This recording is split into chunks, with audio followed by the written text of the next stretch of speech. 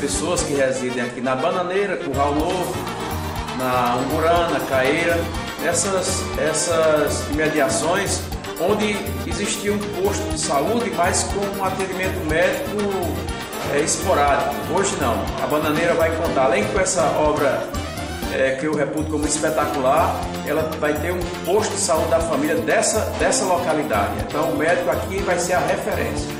Antigamente não era assim, mas isso é o que nós chamamos de avançar para melhor na saúde do nosso município.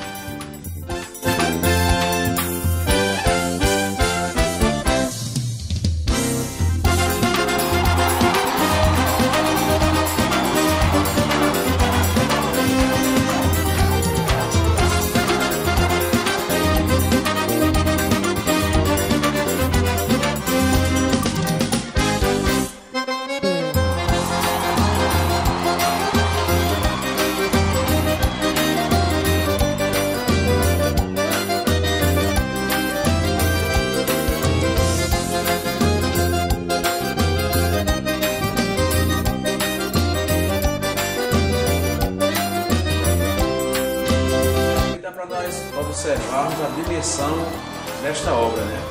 Um posto de saúde que, como brincava com os trabalhadores, parece um mini hospital.